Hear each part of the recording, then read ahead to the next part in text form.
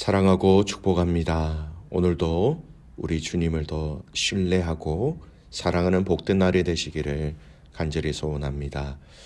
오늘 말씀은 의의 기반을 둔 우정이라는 제목으로 함께 말씀을 나누고자 합니다. 오늘 말씀은 사무엘상 20장 1절에서 23절까지 말씀인데 16절까지 말씀만 봉독하도록 하겠습니다. 다윗이 라마 나룻에서 도망하여 요나단에게 이르되 내가 무엇을 하였으며 내 죄악이 무엇이며 네 아버지 앞에서 내 죄가 무엇이기에 그가 내 생명을 찾느냐. 요나단이 그에게 이르되 결단코 아니라 네가 죽지 아니하리라. 내 아버지께서 크고 작은 일을 내게 알리지 아니하고는 행하지 아니하나니 내 아버지께서 어찌하여 이 일은 내게 숨기리요 그렇지 아니하니라. 다윗이 또 맹세하여 이르되 내가 내게 은혜 받은 줄을 네 아버지께서 밝히 알고 스스로 이르기를 요나단이 슬퍼할까 두려운즉 그에게 이것을 알리지 아니하리라 함이니라.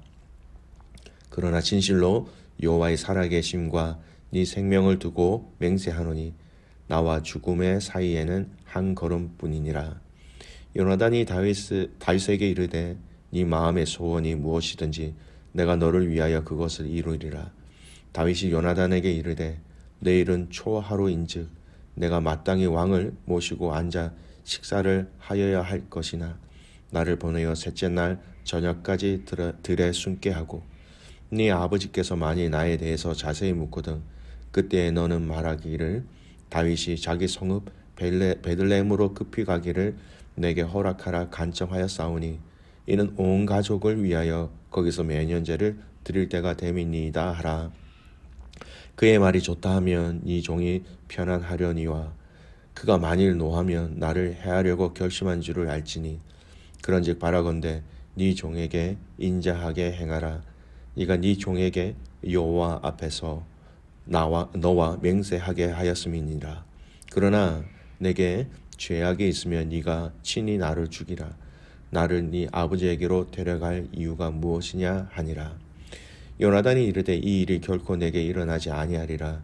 내 아버지께서 너를 해치려 확실히 결심한 줄 알면 내가 내게 와서 그것을 내게 이르지 아니하겠느냐 하니 다윗이 요나단에게 이르되 내 아버지께서 혹 엄하게 내게 대답하며 누가 그것을 내게 알리겠느냐 하더라.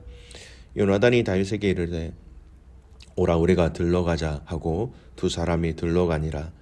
요나단이 다윗에게 이르되 이스라엘의 하나님 여호와께서 정하시거니와 내가 내일이나 모레 이맘때에 내 아버지를 살펴서 너 다윗에게 대한 의향이 선하면 내가 사람을 보내어 내게 알리지 않겠느냐. 그러나 만일 내 아버지께서 너를 해치려 하는데도 내가 이 일을 내게 알려주어 너를 보내어 평안히 가게 하지 아니하면 여호와께서 나 요나단에게 벌을 내리시고 또 내리시기를 원하노라. 여호와께서 내 아버지와 함께 하신 것 같이 너와 함께 하시기를 원하노라.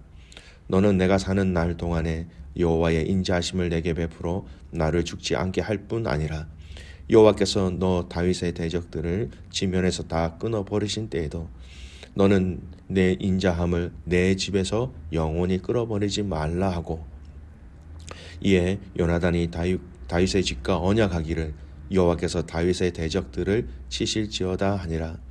다윗에 대한 요나단의 사랑이 그를 다시 맹세하게 하였으니 이는 자기 생명을 사랑함같이 그를 사랑함이었더라. 아멘. 오늘 말씀 제목 의의 기반을 둔 우정이라는 말씀으로 함께 말씀을 나누고자 합니다. 오늘과 내일 말씀의 내용은요.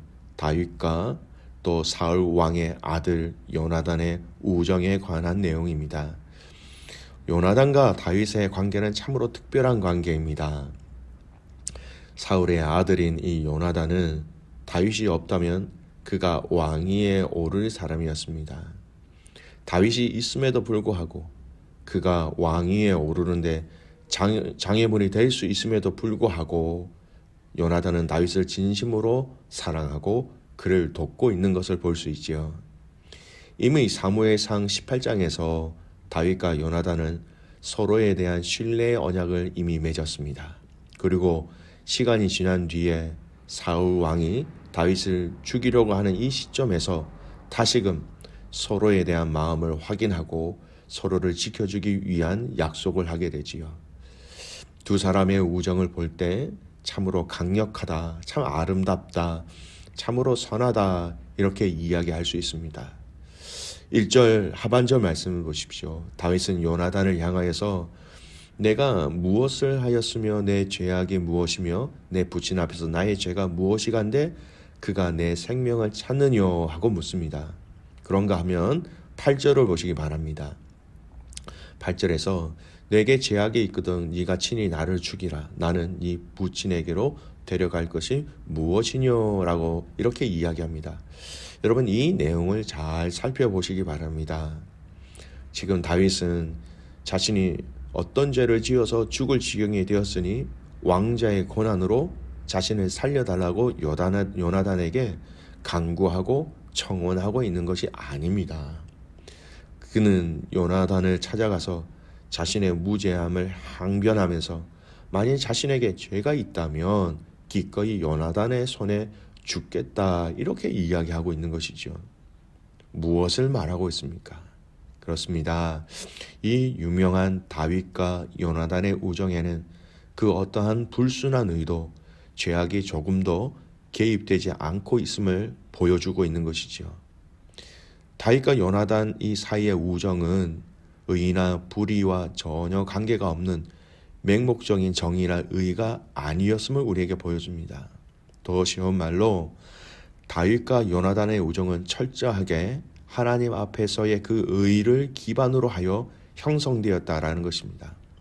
두 사람의 관계의 핵심은 하나님의 의라는 것이죠. 여러분 이렇듯 참된 우정이란 하나님의 의에 기반을 두고 있었던 것입니다. 간혹 세상에서는 친구의 권력을 이용해 자기가 받아야 할 죄를 가볍게 하거나 부당한 방법으로 이익을 얻으려고 하는 이들이 있습니다. 여러분 간혹 정도가 아니라 이런 일들이 비일비재하지 않겠습니까? 그들은 그것을 진정한 우정이라고 생각하고 은혜를 평생 잊지 않겠다 이렇게 얘기할 수 있겠지요. 흔히 우리가 이런 의미로 의리라는 말을 참 많이 합니다. 너와 나의 관계 속에서 의리라는 것. 근데 그 의리가 하나님의 그 의가 기준이 되어진 의리여야 한다라는 것이죠. 분명히 알아야 합니다. 그것이 혹 믿지 않는 이들의 우정이 될 수 있을런지는 모르겠지만 성도들이 취할 우정은 아니라는 것입니다. 진정한 친구 사이라면 자신이 어떤 잘못을 저질렀다 해도 친구를 찾아가서 불의의 도움을 요청해서는 안 되지요. 혹시 친구가 도와주려고 할지라도 오히려 다윗과 같이 자신의 죄에 대한 벌을 청해야 하는 것입니다. 또 도움을 줄 위치에 있는 친구들도 마찬가지이죠. 이런 경우 정말 좋은 친구라면 부당한 방법으로 도우려고 해서는 안 되는 것입니다. 친구가 잘못을 행하였다면 그를 설득하고 그가 회개할 수 있도록 따끔하게 충고해야 하는 것이죠. 정당하게 죄의 대가를 받을 수 있게 하는 것. 그렇게 해서 바른 길로 가게 하는 것이 정말 좋은 친구입니다. 그렇게 하면 그 친구도 살고 나도 살게 되는 것이죠.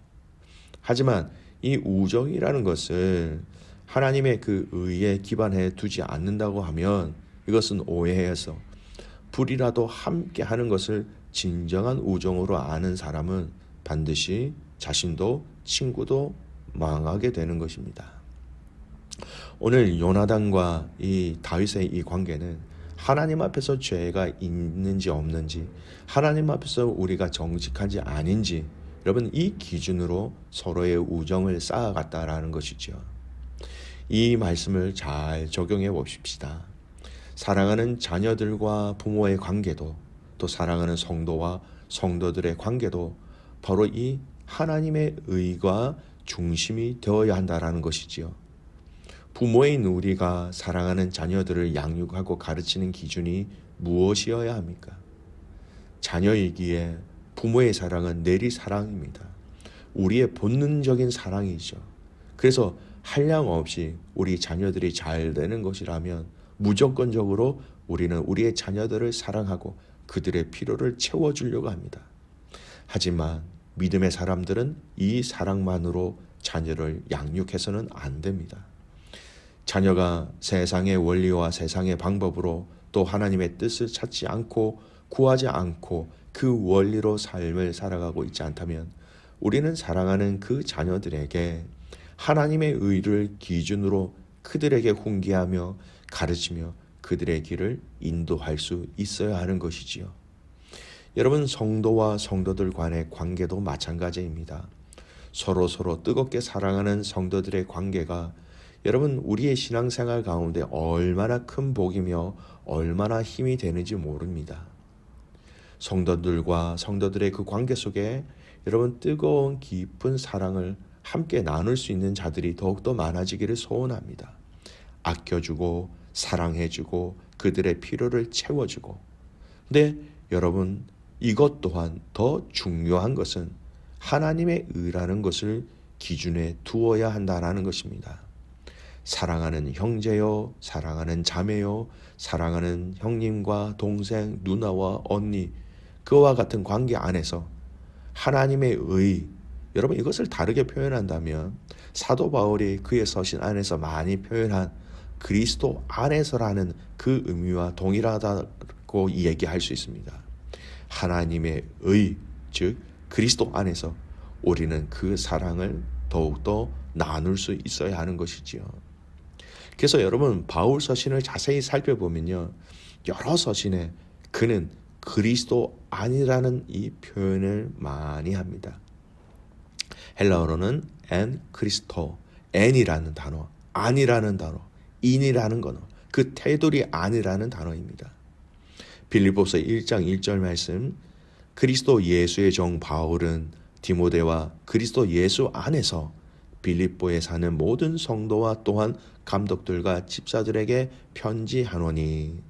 그리스도 안에서라는 중심을 항상 말하고 있습니다.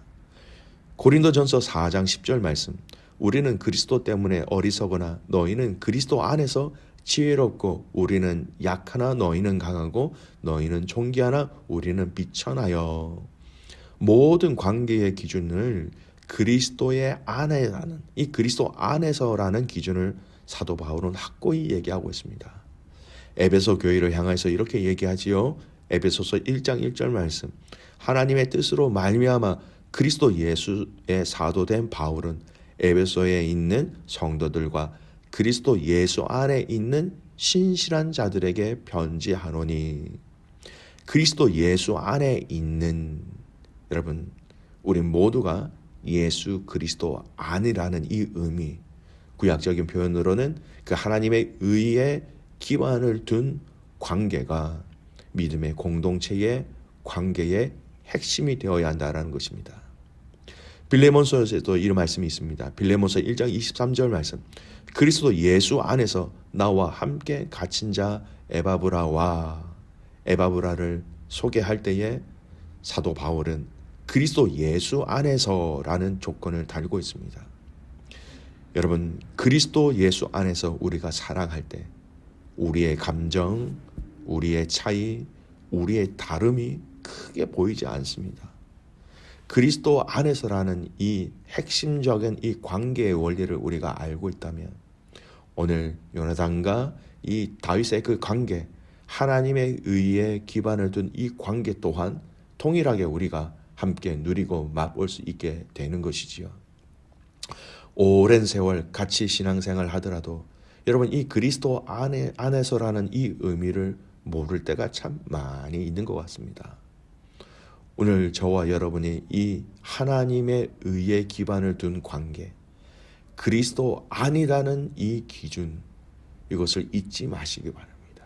그래서 우리 모두가 함께 그리스도의 안에 있음으로 말미암아 우리의 자녀들, 형제와 자매들을 끝까지 사랑하고 그 사랑하는 자매와 형제들과 지체들을 위해서 하나님 앞에 엎드리며 사랑하며 기다려주며 끝까지 주님의 백성으로서의 그 관계를 끊어지지 않고 주님 오실 그날까지 함께 이 길을 달려가는 귀한 믿음의 가족들 되시기를 간절히 소원합니다. 함께 기도하겠습니다. 살아계신 아버지 하나님, 감사와 찬송과 영광을 올려드립니다. 다윗과 요나단의 이 관계, 이 사랑, 이 우정, 이 의에 기반을 둔 우정을 바라보면서 하나님, 오늘 우리 모두가 그리스도 안이라는 이 관계 안에 우리의 모든 것을 쌓아갈 수 있도록 하나님 은혜를 더하여 주시옵소서. 오래 알았다고, 많은 이야기를 나눴다고, 많이 고생을 한 그 경험이 있다 하더라도 하나님, 가장 중요한 그리스도 안이라는 이 은혜, 이 기준을 잃어버리지 않고 놓치지 않고 우리 모두가 그리스도 안에 있기 위하여 힘쓰고 노력하며 애쓰는 귀한 가족들 되게 하여 주시옵소서. 그리스도 안에 있다라는 것이 우리에게 얼마나 큰 축복인지 알게 하시고, 이 그리스도 안에 있음으로 말미암아 하나님의 의에 기반을 둔 모든 관계를 세워나가게 하여 주시옵소서. 그렇게 행하실 그 주님을 신뢰하며 살아서 역사하시는 예수 그리스도의 이름으로 감사하며 기도드리옵나이다. 아멘.